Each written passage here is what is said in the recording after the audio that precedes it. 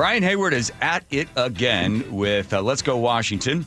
You got the two initiatives out there. We'll talk about the two initiatives. But people that always seem to be screaming and yelling, Brian, about protect democracy, I guess they didn't get the memo on some of the crap they're pulling in Clark County, Tacoma, and Bonnie Lake. Huh, Brian? Well, I think it's only the democracy that they like. That's the only stuff they really want to protect. Is there any other democracy than what they want? I mean, that's the thing. They've got their idea of democracy. So we'll talk about the initiatives in a second, but what happened in Clark County?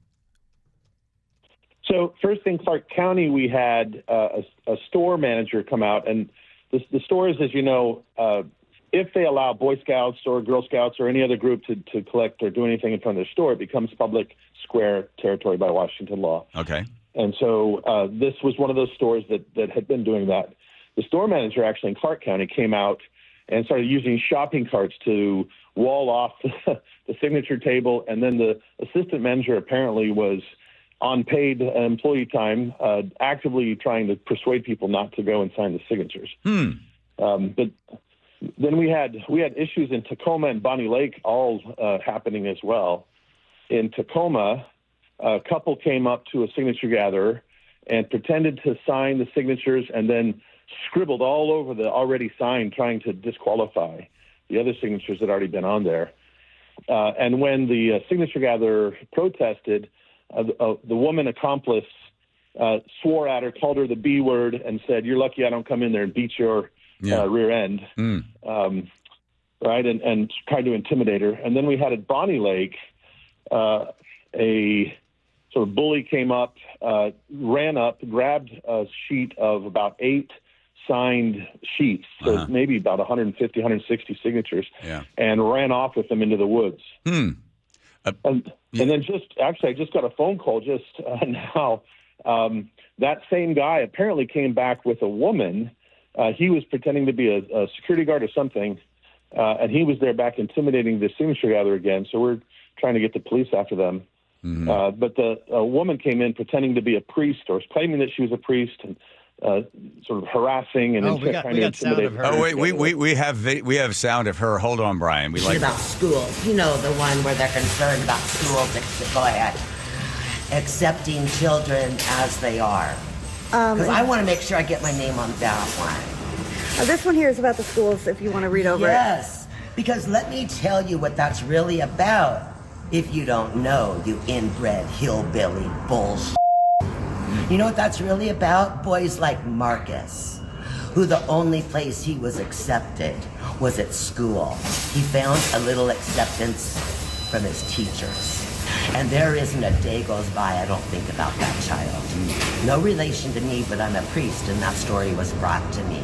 And people like you who spew hatred against others this because protects of that this does protect kids. No, that's what it's about. It does protect It's kids. because teachers and schools accept the child's pronouns as they are.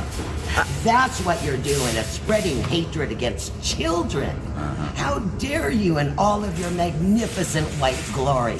You certainly know what it is to be oppressed and marginalized. Who would know better than you? Oh, God. Wow. I do not agree with crimes against children at all, ever. Really? Or But abuse yet against you children, are I don't. out here spewing hatred towards a group of children who are already experiencing it every day of their lives. How dare you? Yeah. What? How is it your business what somebody has in their pants? Wow. What genitalia they were born with and who and what they choose to do with it? How is that your business? Are you a pervert? You're harassing me. Do you want... Okay. Wow, Brian. Boy, I want to go to that priest and confess some of my sins, because she seems to be so sympathetic. She knows about spewing hate. So let's talk about the initiatives. There are two. Strengthening communication between parents and schools. This seems a lot like the first initiative that was signed by over 450,000 people that you spent a boatload of money to get to go before Olympia. And they said, we just want to clean up a few sort of, kind of gray areas. Well, they just stripped the whole thing out and basically allowed the schools to keep parents in the dark regarding their children's physical and mental health. And because schools love your child more than you do. And they start with the idea that the government loves the kid more than the parents. So the parents are placed in sort of a third position, if you think about like a legal case, right? So school number one, kids number two, kids number one, school number two. And then the parents may or may not be kind of looped in on what's happening. And this initiative goes back and basically does the work of the first one. How will this one not get taken apart again, Brian? It could be, but it goes to legislature first, right? And they can't dismember it this year. They can either adopt it or ignore it. If they ignore it, it goes on the ballot in November of next year. And then if the voters pass it, which I think they overwhelmingly will, it becomes law. And I think that one's good for 2 years, right? So they can't mess with it for 2 years. If the legislature passes it, they could go ahead and mess with it again. But I'll tell you, there's something we've got this time out. I've got a couple of whistleblowers, and this is something I'm still sort of working on. We don't have all the details, but King County's got a program and what's happening is, in addition, it goes deeper. There's actually, the schools are figuring out, there's a special program in King County where they're actually sharing private information that would identify the individual. And I've actually got copies of files where they're sharing this information with like Portland State University and some researchers. They're running a grand experiment on our kids with what they call a survey. And we'll break more of this later, but the survey it's not a survey. It's a way for them to classify your kids. And it's about 100 questions that can be modified at any time without you knowing. They're doing a negative consent. So if you don't know about it and don't say no, they're assuming that they have parental consent. And then they'll just update on the web portal anytime the new questions for your kid to answer. And they're things like are you, do you feel suicidal? What's going on with your family? And I read some comments where they're getting very personal information on this. One child, 11-year-old kid, was saying, I'm having trouble with my mom right now, and she's smoking weed, and she's an alcoholic. And the school's collecting this information. It goes to this database that is being shared with King County and with some other outside sources. And I've seen contracts where they know specifically that they're getting this personally identifiable information. So this actually goes really deep. And parents, one of the things they were doing is there's HIPAA, which is health information. Sure. There's FERPA, which is educational information. And then what they were doing is, because those two had certain restrictions on them, they were hiding this in another non-educational file. Oh. So they could share this, right? I'm just digging into this. This is dirty and deep. If this initiative gets the signatures and we don't have more wonderful priests coming up and screaming at somebody, and then it does... So then they don't do anything with it, and then next year we get a chance to vote on it. Will this type of initiative stop this sort of, dirty, underhanded actions that are being done there in Seattle schools, or that'll have to be another story for another time? I think it'll go about 3/4 of the way. There's still ways for them to do dirty things, but what I think it might do as well is bring attention to the issue. The Seattle Times a couple of years ago actually wrote an article about this, and then it got sort of memory hold. But I think bringing attention to it is an important part. One of the things that we're developing right now is a list of questions that parents can take to their schools specifically to ask and try to ferret this stuff out. We'll be publishing that out. Okay. So now let's move on to the next initiative, which is protecting fairness in girls' sports. as the law is, if you are going to compete in a school activity involving sports, you have to undergo a physical. And in the physical, they determine you are biologically male or female. So no testing is done in the locker room, nothing before, nothing on the side of the field or anything like that. This just simply says if you're a boy, you compete against boys. If you're a girl, you compete against girls. Pretty simple. This is where they call an 80-20. 80% of the people would be in favor of something like this. So the initiative is just simply saying there'll be a boys and a girls, and boys cannot compete against girls. That's basically it. You don't create a third category where trans athletes compete against trans athletes. This just simply says girls will be able to compete in open field in any activity and not have to worry about competing against a boy. This one seems pretty simple. This is another initiative that's out there. So there's two of them that are there that are being signed in any area, sort of public square, where, again, you have various folks going up and screaming and yelling, and then also defacing the property, stealing the stuff. And then, do the police ever get called on any of this sort of stuff, Brian? All the time. Yeah. In fact, the company that's out gathering signatures has been encouraging their people to pull their phones up and to call the police. And there's a couple of people I think they have on employee that go and actually talk with the police, because there's another issue, which is, and this we'd ask your listeners to help us out on this.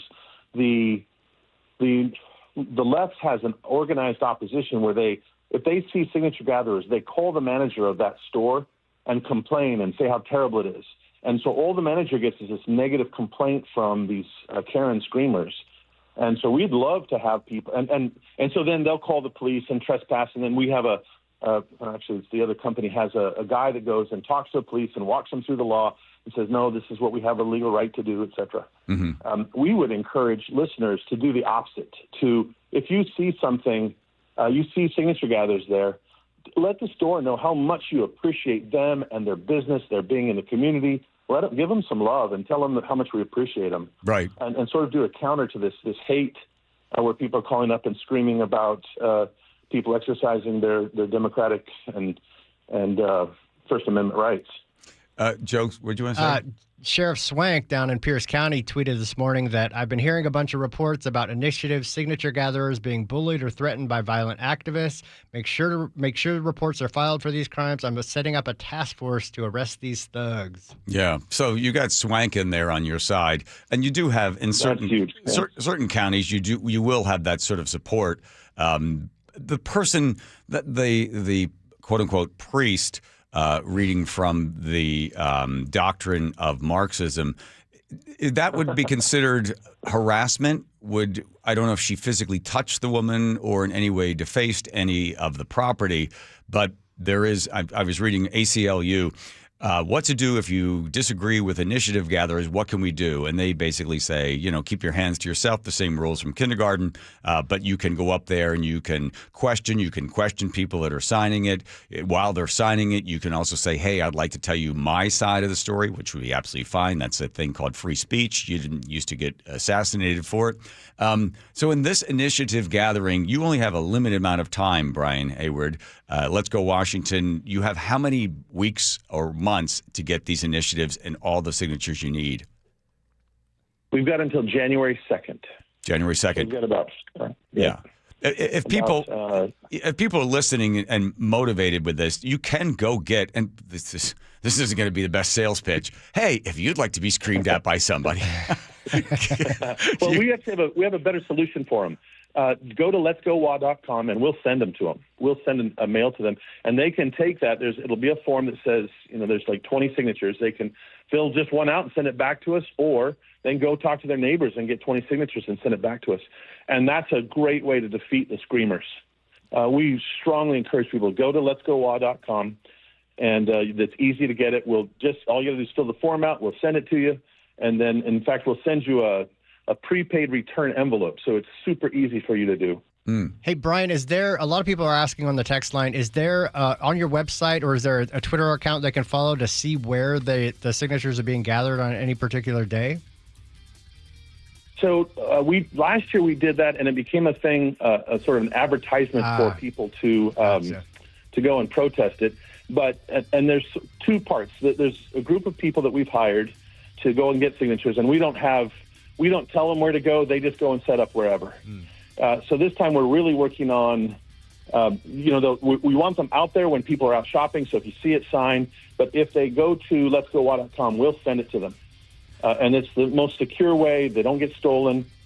And the other side won't even know what's going on if we've got people doing it by mail. And the most important thing, it shouldn't even have to be said, but if you're standing there and you are signing and someone comes up that believes in their own form of democracy, which is through intimidation and violence, don't engage in it, right? Right. Hold the line, because if you do that, then you're just as bad and, just as horrible as the other person. The Karen that we had, the picture we put up of her, the quote-unquote priest, and then the picture of the guy that went and stole the stuff and then came back dressed as a security guard. Hopefully, with the death, the assassination of Charlie Kirk, this only motivates people to want to have their voice heard in a peaceful way. Brian Heywood, thank you for your time and also for your money and your dedication to some common sense laws that we should have here in the state of Washington. Thank you, guys. Appreciate everything you're doing. All righty. There he goes. Brian Heywood from, where is he, Japan again? Yes, Japan again.